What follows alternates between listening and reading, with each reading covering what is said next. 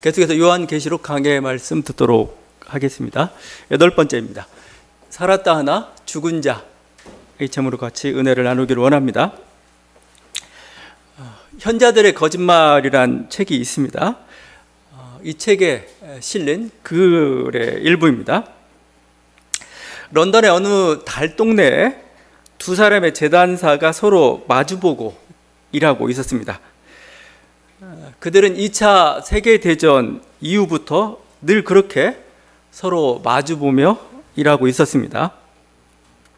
어느 날 한 재단사가 맞은편 재단사에게 물었습니다. 금년에 휴가 갈 건가? 아니, 잠시 침묵이 흘렀습니다. 그런데 그 재단사가 불쑥 말을 이어갔습니다. 1964년에 휴가를 갔었지. 그래? 어디로 갔었나? 첫 번째 재단사는 무척 놀랐습니다. 아무리 생각해도 이 친구가 자리를 비운 적이 없었기 때문입니다. 호기심에 차서 그 휴가 이야기를 해달라고 했습니다. 그래서 이렇게 얘기했습니다. 난 그때 인도로 벵갈로 호랑이 사냥을 갔었지. 은빛 손잡이가 달린 장총을 4개나 들고 말이야. 어느 날 나는 정말 엄청나게 큰 호랑이를 만났지. 내가 총을 쏘았어. 그놈은 내 총알을 피하고 나를 덮쳤지. 내 머리가 그놈 이빨에 바스러지는 소리가 들리더군. 그리고 나를 먹기 시작했어. 마침내 그놈이 내 마지막 살 한 점까지 다 먹어버렸어. 깜짝 놀라서 다른 재단사가 소리쳤습니다. 무슨 소리를 하고 있는 거야? 호랑이는 자네를 삼키지 않았어. 자넨 지금 이렇게 살아있잖아. 그러자 그 재단사가 다시 실과 바늘을 잡으며 슬픈 표정으로 말했습니다. 자네는 이걸 살아있다고 생각하나? 여러분 어떻습니까? 먹고 살기에 바쁘고 또 직업의 의미나 보람을 잃어버린 나의 현대인의 모습을 풍자하고 있습니다. 살아있기는 하나 죽은 것과 같은 그런 무의미한 삶입니다. 오늘 말씀 그대로 한자 성어는 이것을 유명무실이라는 표현을 씁니다. 이름은 있는데 열매는 없다. 지금 사대교회를 향한 주님의 마음이고 주님의 평가입니다. 오늘 이 한 구절에 다 담겨 있습니다. 네가 살았다 하는 이름은 가졌으나 죽은 자로다. 이게 사대교회를 향한 평가입니다. 사대교회는 생명력을 상실한 교회입니다. 복음의 능력을 잃어버린 교회입니다. 사랑의 어떤 열정이나 비전이나 그런 것들이 다 사라져버린 교회입니다.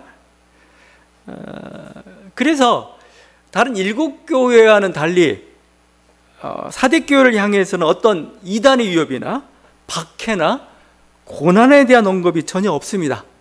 왜 그런가? 죽은 교회이기 때문에 그렇습니다. 죽은 교회는 마귀도 건들지 않습니다. 그냥 내버려 둬요. 2절에서 이렇게 얘기죠. 내 하나님 앞에 내 행위에 온전한 것을 찾지 못하였노니. 예수님이 사대교회에서 뭔가 칭찬할 만한 것, 항상 의례적으로 칭찬을 먼저 하거든요.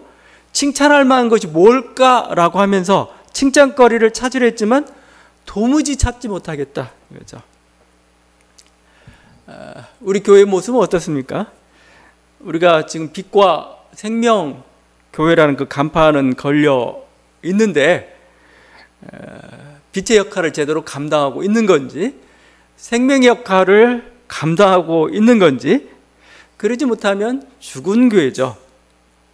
이름은 있으나 죽었다 하는 그런 교회인 것이죠. 우리 교회뿐만 아니고 한국교회도 마찬가지입니다. 한국교회는 교회라는 그 살아있는 그런 허울 좋은 이름만 남고 실상은 죽은 교회가 되어버렸어요. 우리 한국교회가. 그냥 저는 이게 살았는데 살아있는 이름은 있는데 죽은 것과 같은 그걸 좀비라고 합니다. 좀비. 이런 바닷물을 매우 짜죠. 그래서 굉장히 짜니까 소금이 굉장히 많이 들어갈 거라고 이렇게 들어가 있을 거라고 생각하죠. 그런데 바닷물 평균 농도를 이렇게 재보면 3.5%입니다. 3.5% 그냥 생각하면은 물 100g에 3.5g의 소금이 들어가 있는 거예요. 김치는 맛있게 먹죠? 근데 약간 짜죠? 근데 김치가 염도가 3에서 4%입니다. 아주 짜다. 그러면 5%입니다. 근데 이 소량의 소금이 바다를 썩지 않게 만들어요. 이렇게 작은데 3.5%밖에 안 되는데 바다를 썩지 않게 만들고 또 우리 입맛을 지금 돋구고 있습니다. 이게 소금의 힘인 거죠. 교회는 세상의 소금입니다. 근데 한국 교회는 그러면 소금 농도로 따지면 얼마나 될까? 요즘은 좀 내려가서 한 뭐 700만, 800만 잡으니까 그러면 대충 15%입니다. 그러니까 15% 소금이 지금 한국 사회에 녹아 들어가 있는데 한국 사회는 어떠한가? 맛이 있는가? 한국 사회는 뭔가 부패가 없는가? 한국 교회는 전혀 영향력이 없는 교회가 되었죠. 영향력은 있어요. 근데 그 영향력은 마치 좀비와 같은 영향력입니다. 굉장히 부정적인 영향력이에요. 탐욕, 권력, 배타, 차별, 이념, 아주 부패한 냄새만 풍기고 있는 그게 우리 한국교회가 되었죠. 뭐 한국교회뿐만 아니고 우리 기장도 마찬가지입니다. 기장, 우리가 지금 한국기독교 장로회라고 해서 빛과 생명교회는 기장 소속 교회입니다.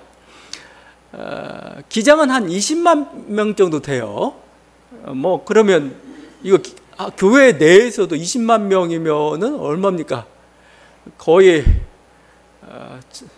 정말 몇 퍼센트 안 되는 5%도 안 되는 그런 작은 수죠. 정말 3% 좀 넘어가는 그 숫자가 될 것 같아요. 3.5. 수가 매우 적습니다. 근데 그래서 기장은 항상 성장을 얘기하고 우리가 영향을 발휘한다라고 얘기하는데 이게 위기인가? 성장의 위기인가? 저는 원래 기장은 안 있었지만 기장에 와서 이렇게 보다 보니까 좀 보이기 시작해요. 기장은 성장의 위기, 수가 적은 게 문제가 아니고 맛을 잃은 게 더 문제인 거예요. 기장의 맛을 우리가 기장성이라고 얘기합니다. 기장성을 잃어버린 게 문제지 그게 위기예요, 사실은요. 기장성은 뭐냐? 여러분 단순하게 생각하면 됩니다. 기장성은 저는 세 가지로 생각하는데 보통 우리가 성서 문자주의라고 얘기해요. 성서 문자주의 교리대로 이런 걸 좀 떠나가지고 굉장히 자유롭고 학문적 신앙을 가지고 있는 게 기장성입니다. 민중신학을 비롯해가지고 여러 사회 참여 활동을 활발히 하는 것, 이게 바로 기장성입니다. 그냥 독립교단으로 있는 게 아니고 WCC뿐만 아니라 모든 에큐메니칼 운동에 함께하고 있는 것, 이게 바로 기장성입니다. 그런데 이 기장성을 잃어버리고 있고 기장성이 소중한지를 몰라요. 그러면 뭐요? 살아있으나 죽은 자와 다름이 없습니다. 기장성을 잃어버린 상태에서 20만에서 40만 됐다. 아무 소용이 없어요, 그건. 뭐 우리 삶도 마찬가지입니다. 우리 삶은 어떻습니까? 우리가 보통 한참 때는 뭐 살아있네 이런 말이 유행을 했죠. 여러분 살아있기를 바랍니다. 이 살아있네. 생선의 생명력은 놀라워요. 막 그 순간에 막 파닥파닥 그 뛰는 그 힘. 보통 생선, 우리 한국인들은 화로회를 좋아하다 보니까 그 생선을 잡는 그 순간에 그 막 파닥파닥하는 그 힘. 뼈만 남아가지고 앙상하게 발라져 있어도 꿈틀대고 있습니다. 이게 바로 생명력이라는 겁니다. 그게 살아있네라는 거예요. 여러분이 살아있는지 여러분의 지표가 있습니다. 내가 살아있는 걸 평가하는 거. 내가 여전히 어떤 희망을 가지고 있어요? 어떤 꿈을 향해 달려가고 있다면 여러분 살아있는 겁니다. 그냥 그런 거냐 살고 있으면 살아있지 않아요. 여러분이 생명에 대한 어떤 기쁨을 가지고 있어요? 긍정성을 가지고 있어요? 뭔가 기대를 가지고 있어요? 그러면 살아있습니다. 여러분 이런 살아있는 사람들이 되길 원해요. 살아있는 사람이 있으면 기운이 남달라요. 우리 그것을 생명의 에너지라는 표현을 쓰고 있습니다. 그냥 같이 있으면 뭔가 살맛이 나요. 그냥. 여러분 우리가 그런 존재가 되길 바라요. 우리들의 가정에서, 일터에서, 삶의 현장에서 생의 에너지로 막 생의 기운으로 이렇게 충만한 그 사람들이 되길 바랍니다. 우리 주님께서 원하시는 그 모습이에요. 사대교회를 향해 너네 왜 죽어있냐, 좀 다시 살아나라 이거예요. 지금 사대교회 자기들은 살아있다고, 그게 산 게 아니야. 그건 죽은 거야. 아무리 수가 많아도 그건 죽은 거야 이거예요. 복음에 대한 열정, 비전, 어떤 사랑의 열정이 사라져 버렸으면 아무리 숫자가 많더라도 그건 죽은 거야 이거예요. 그 사대교회를 향해서 주님께서 하시는 말씀은 깨어나라입니다. 깨어나라 그죠? 2절입니다. 너는 일깨어라. 영어 성경이 더 좀 이렇게 다가오는데 wake up입니다. wake up. 일어나. 이거 wake up. 3절도 또 있죠. 만일 일깨지 아니하면, 그죠? 일깨지 아니하면, 지금 자고 있을 때가 아니란 말이에요. 지금 일어날 때라는 겁니다. 정신 차려야 되는 거죠. 근데 잠들어 보면 알지만 깨어나기 참 쉽지가 않아요. 막 정말 고나게 자고 있으면 정말 청년 시절에, 젊은 시절에 왜 이렇게 한번 잠에서 깨어나기 이렇게 쉽지 않았던지. 엄마가 아침에 막 잔소리를 해도 일어나기 어렵습니다. 비몽사몽이죠.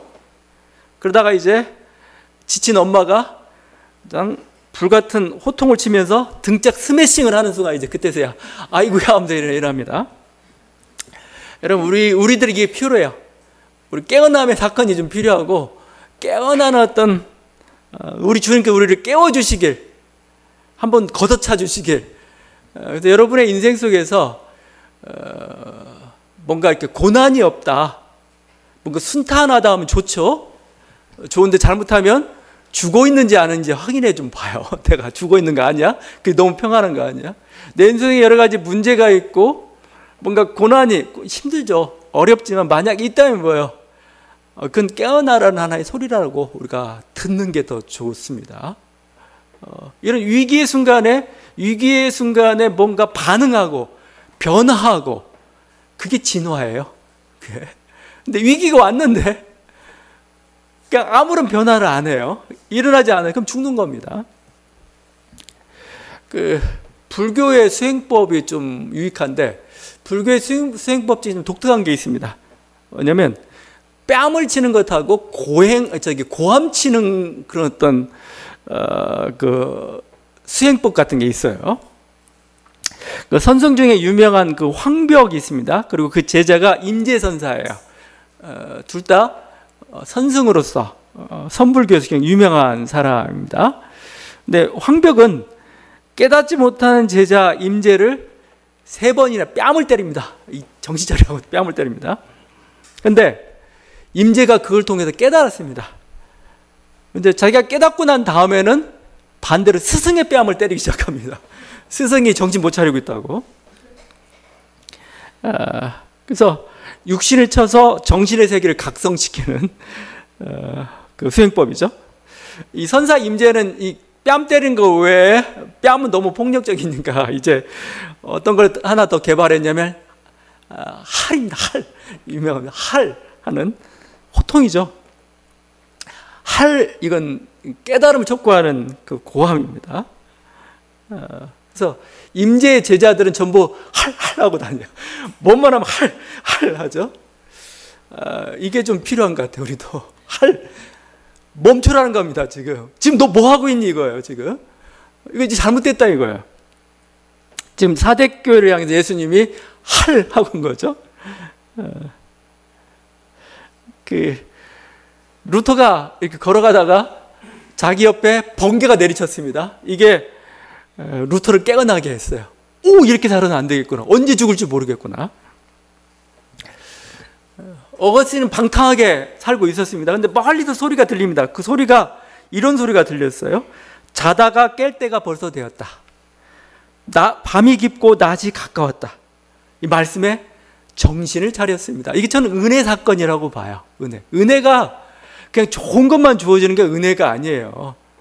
갑자기 우리들에게 깨달음을 주고 갑자기 인생의 위기가 닥치면서 뭐죠? 내가 어떻게 살고 있는 거지? 제대로 살고 있는 거지? 그랬던 질문이 주어질 때가 있습니다. 그게 은혜입니다. 그게 주인의 재산을 탕진하던 그 불의한 청지기가 주인이 결산하자 이 소리가 들렸죠. 그 순간이 바로 깨어나라는 그 소리인 거죠. 이미 3년이 지났고 이제는 뭐죠? 마지막 1년이 유예되고 있다는 것을 깨닫는 거. 이게 깨어나는 겁니다. 우리에겐 더 이상 1년이고 지금 내가 살고 있는 건 뭐예요? 그냥 유예되고 연장시켜준 것 뿐이에요. 내가 잘나서 그게 아니에요. 지금 유예되고 있어요. 그냥 연장시켜준 것 뿐이에요. 한번 참고 있는 것 뿐입니다. 그걸 아는 것, 그게 깨어나는 겁니다. 여러분, 정말 우리가 아무 생각 없이 살면 주님이 갑자기 우리 앞에 도적같이 나타날 겁니다. 이 도적같이, 이게 보통 우리가 주님의 재림이나 종말을 얘기할 때 도적같이라는 표현을 쓰는데, 요한계시록 여기서는 도적같이가 종말의 때를 얘기하는 것 같지가 않아요. 실제 역사 현장에, 실제 우리 인생에, 이 교회에, 네 사대교회에 내가 도적같이 나타날 거야. 그럼 도적같이 나타나는 건 뭐예요? 심판하러 나타나는 겁니다. 이거 다 쓸어버리겠어. 어떻게 해버리겠어. 그죠? 교회가 정신 차려야 되죠. 그 프랑스 대혁명기의 그 교회죠. 그들에게 프랑스 대혁명은 주님이 도적같이 나타난 사건이었어요. 교회가 제대로 역할들을 감당하지 않고 아주 부유한 교회가 되었을 때, 러시아 혁명은 뭐예요? 러시아 정교회를 향한 하나님의 심판에, 하나님의 나타나심이 도적같이, 먼 미래나 종말이 아니라는 거죠. 우리 한국 사회는 그래도 좀 다행했던 게, 이 역설적으로 이 경고의 음성이 윤석열이 일으켰어요. 윤석열이 내란을 일으키는 바람에 갑자기 우리가 계몽이 돼버렸어요. 이거 이러면 안 되겠구나. 이러면 안 되겠구나. 나라가 망할 위기구나 하는 것을 깨달았어요. 국민들이 번쩍 정신이 들었던 거죠. 굉장히 다행입니다. 이렇게 된 게. 그냥 한 정권이 쓰고 넘어지고 그게 아니고, 지금 이 한국 민족사가 지금 어디를 향하여 가고 있는데, 어디를 향하여 가야 하는데, 그 정반대 방향으로 가고 있었는데 깨닫지 못하고 거기에 빠져 있었던 거죠. 근데 윤석열이 고맙게도 계몽을 시켜줬어요. 이러면 안 되는구나 이거죠. 이런 놈들을 이렇게 세워놓고 이렇게 민주적인 이런 것들에 대해서 엉터리 방향으로 가도록 놔둬서는 안 되는구나 그죠. 아직도 부동산 투기나, 아직도 분열이나, 아직도 뭔가 차별이나 뭔가 엉뚱한 것을 향하여 나간다는 게 얼마나 위험한가. 그죠? 그걸 깨닫고 바꾸는 것. 그리고 우리가 주인이라는 거죠. 이 땅의 주인은 우리다 이거죠. 니네가 운명을 결정해야 되는 거지. 맡기지 마라. 아니면 뭐요? 그냥 끌려다니지 마라 이거죠. 이 깨어있으라는 말의 중요성은, 이 사대라는 도시는 역사적으로 실제 체험했습니다. 이 사대는, 이 사대가 하나의 왕국이었어요. 이 중심으로. 왜냐하면 여기가 그 난공불락의 성과 같은 그런 요새예요, 거의. 그래서 전쟁이 일어나면 한쪽 입구만 지키면 되는 그런 성을 가지고 있습니다. 그리고 이쪽은 굉장히 부유한 곳이에요. 왜냐하면 엄청난 양의 사금이 이렇게 산출이 되었습니다. 그래서 황금천이라 이렇게 불릴 정도예요. 이렇게 부유하고 강력하니까 그 아테네에 거의 한 6세기일 같습니다. 솔론이라는 그 유명한 개혁가죠. 아테네 그 솔론이라는 개혁 정치가가 이곳을 방문했습니다. 이때 왕이 크로이소스 왕이에요. 크로이소스 왕인데 아테네 현인이 등장하니까 크로이소스 왕 흥분해가지고 자신의 왕국에 이 황금이 얼마나 많은지, 이 권력과 이 요새는 얼마나 안정적인지 막 자랑하면 이렇게 묻습니다.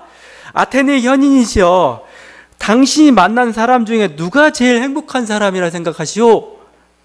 아마 크로이소스 왕 당신입니다. 이 대답을 기다렸을 거죠.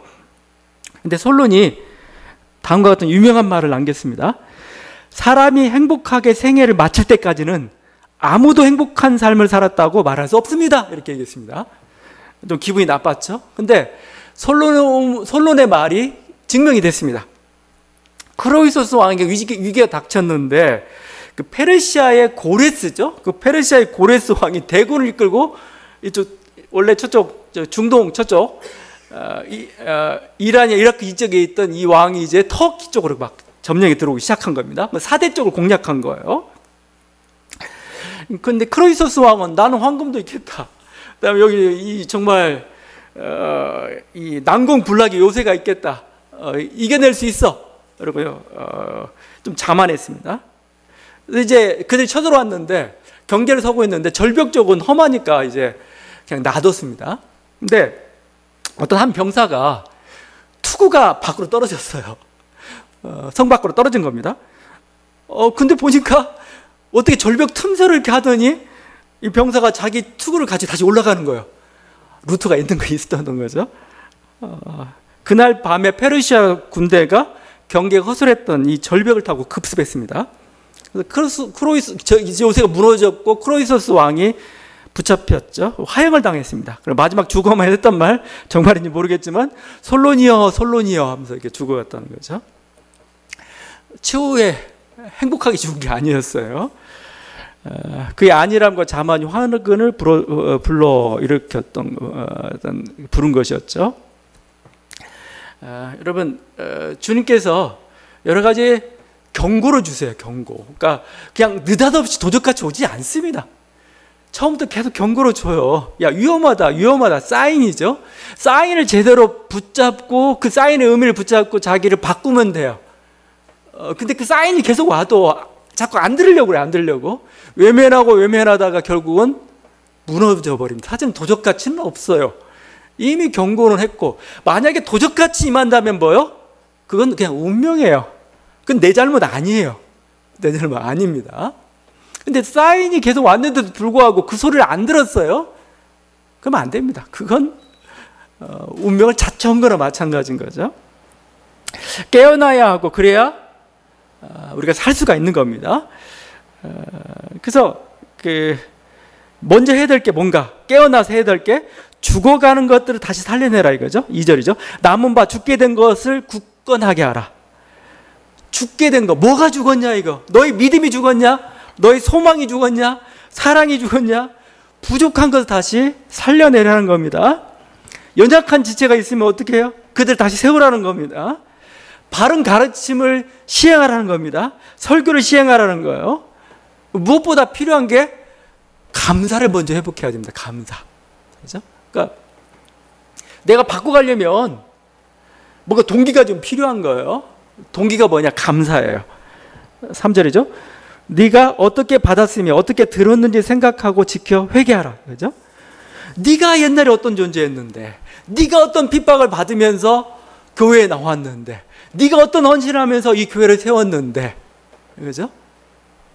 하나님께서 그때 너희가 어떤 은혜를 베푸셨는데 생각해봐. 그렇죠? 아, 그러면 이렇게 살아도 안 됐겠구나. 내 위기의 순간에 하나님께서 저렇게 나를 도우셨는데 나는 여전히 변화하지 않고 그때처럼 똑같이 살고 있네. 아니죠. 다시 한번 생각해 보라는 겁니다. 그러면 감사가 나오게 되고, 그러면 우리는 다시 새롭게 출발할 수가 있습니다. 지금 사대교를 향한 주님의 음성이고, 사대교는 이렇게 책망을 많이 들었지만 그래도 사대교에 희망이 있어요. 희망이 뭐냐? 거기 보면 옷을 더럽히지 않은 자 몇 명이 살아있었다. 살아있는 자 몇 명이 있었어요? 옷을 더럽히지 않는 자. 옷을 더럽히지 않았다는 건 뭐 죄악에 물들지 않았다는 거고, 결국 세상의 세태나 거짓된 가르침에 물들지 않은 그 흰옷 입은 성도들, 그들 몇몇이 있었다는 겁니다. 주님의 희망은 바로 항상 여기 있어요. 이스라엘 향해서 하나님께서 막 심판하지만 이스라엘이 끝까지 희망을 놓지 않은 건 뭐죠? 그 땅에 남은 자들이라고, 남은 자. 소수입니다. 그들 그루터기라고 표현하고 있죠. 이 그루터기들 때문이죠. 이들이 있기 때문에 뭐예요? 주님은 결국은 이 그루터기를 통해서 또 새로운 생명을 이어가는 겁니다. 제가 기장성이라고 얘기할 때 기장성이 바로 그루터기입니다. 여러분이 생명이란 게 뭐예요? 생명은 씨앗이 생명이죠. 씨앗. 씨앗은 수가 중요한 게 아니에요. 질이 중요한 겁니다. 살아있는 거냐? 어떤 씨앗이냐가 중요해요. 이게 하나라도 살아있으면 뭐예요? 얘가 나중에 환경이 되면 뭐예요? 다시 싹이 나고 꽃이 피어가지고 다시 어느 순간에 그냥 30배, 60배, 100배 놀라운 일들을 이뤄내요. 그래서 하나님은 남은 자를 그루터기라고 부릅니다. 그뿐만 아니라 스가랴서 보게 되면은 여호수아 제사장 이름을 뭐라고 부르냐면은 순이라고 불러요. 옛날에 순. CCC 그 선교단체에서 뭐 순장 하잖아. 그때 순인데 순. 새싹이란 뜻입니다. 싹이란 뜻이죠. 왜 싹으로 표현할까 이거죠. 작고 순은 적어요. 중에 질입니다. 질. 생명의 질입니다. 살아있기 때문에 이건 때가 되면은 꽃이 피고 열매를 맺고 더 많은 씨앗을 남겨서 나중에 풍성하게 될 겁니다. 다이아몬드 하나하고 씨앗 하나는 가격 차이는 다이아몬드가 엄청나죠. 근데 다이아몬드는 100만 년이 가도 다이아몬드예요. 근데 씨앗은 하나이면 100만 년 후에는 지구상에 무슨 일을 벌였을지도 모를 일들이 일어나죠. 그래서 저는 남은 자가 중요하답니다. 남은 자는 뭐냐? 결국 그냥 살아남은 자들 얘기하는 게 아니에요. 그 주님의 주신 비전, 본질을 가지고 나아가는 자들. 저는 그 비전과 본질을 구분합니다. 비전과 본질을 구분해요. 그러니까 왜냐하면 본질이라는 것은 교회는 교회의 본질이 있죠. 교회는 뭔가 뭐 말씀과 성만찬이 뭔가 행해지고 성도가 어느 정도 있고 무슨 교리가 어떻고 저쩌고 이걸 기본적인 거죠. 근데 비전은 아니에요. 비전은 그 사람에게만 독특한 겁니다. 나에게만 있는 거예요. 나에게만. 그 교회만 있는 겁니다. 그걸 기장은 기장성이라고 불러요. 기장성. 그건 다른 교회가 가지고 있지 않은 거예요. 우리는 뭐예요?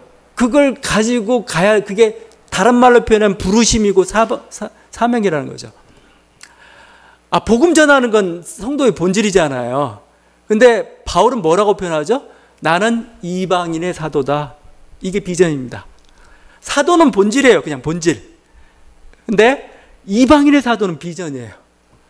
사도 바울에게만 주어진 독특한 거거든요. 이게 중요합니다. 본질은 다 한다니까요. 기본적으로 다 해야 돼요. 근데 이방인의 사도는 사도 바울만 할 수가 있어요. 그게 살아있느냐 이겁니다. 그게 살아있느냐. 그걸 간직하고 나가는 것. 이게 필요합니다. 이렇게 물들지 않고 그 비전을 간직하고 있는 그들 몇몇이 있기 때문에 예수님은 희망을 보는 거예요. 이 흰옷을 입은 자들, 그것을 흰옷을 입은 자들 표현하고 이들은 순결한 사람들일 뿐만 아니라 승리자들 나중에 이 흰옷을 입은 성도들이 있었고 죄에 물들지 않고 하나님 비전을 향해 나가는 성도들이 있었고 이들을 통해서 이들은 결국 마지막에 최후의 승리자가 될 것이다. 흰옷. 그 로마 제국에서는 그 축제가 많죠. 그게 축제 퍼레이드, 승리의 행진 축제가 있습니다. 전쟁에 승리했어요. 승리하고 나면 이들이 개선 행진을 합니다. 개선 행진을 할 때 뭐 나중에 여기다 개선문도 세우고 막 그래요. 그러면 양쪽에 연도에 사람들이 서가지고 막 꽃가루를 뿌리면서 합니다. 근데 그들이 공통적으로 흰옷을 입습니다. 흰옷은 승리를 상징해요. 이렇게 축하하는 도시를 우룹스 칸디다라고 합니다. 우룹스 칸디다.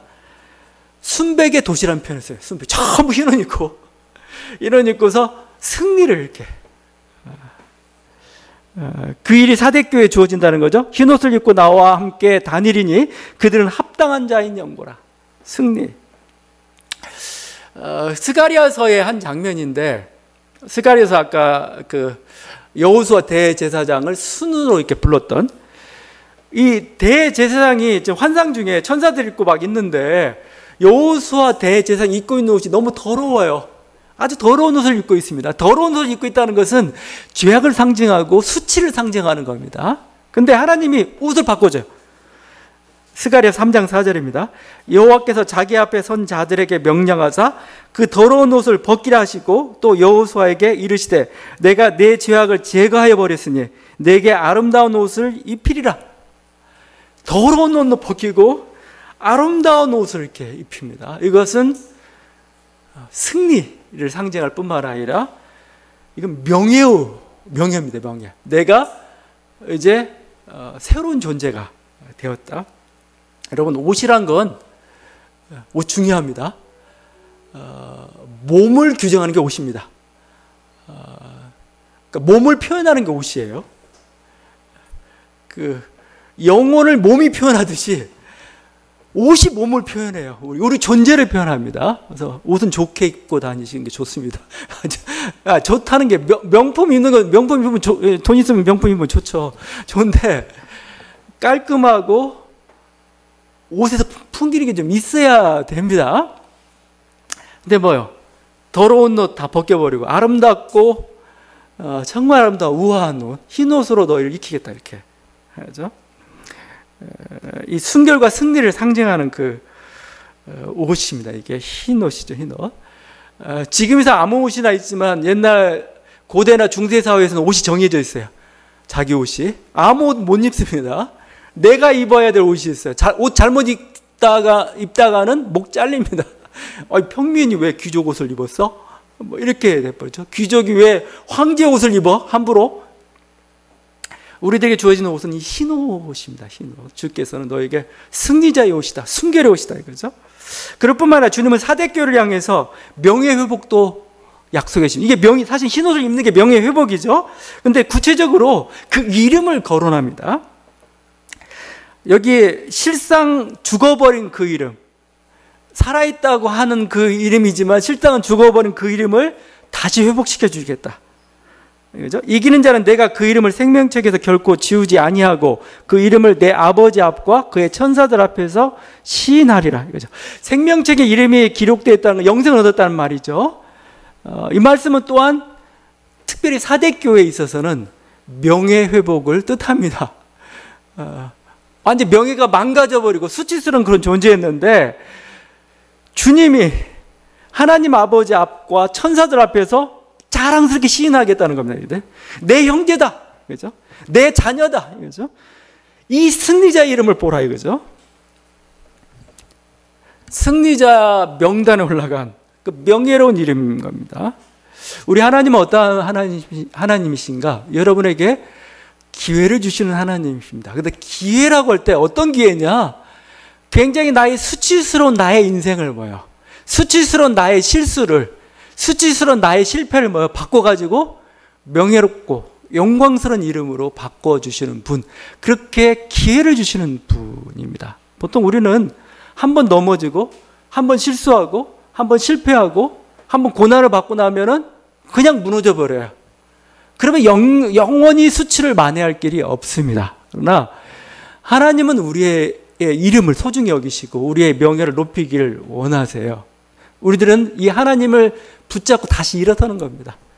다시 절망하지 않고 그 소망을 가지고 열심히 깨어서 열심히 굳세게 하고 열심히 다지고 이렇게 사랑하고 계속 충실히 하다 보면은 어느 순간에 우리 이름이 높아져 있는 것을 다시 보게 될 것입니다. 여러분, 과거의 실수나 잘못 절망하지 마십시오.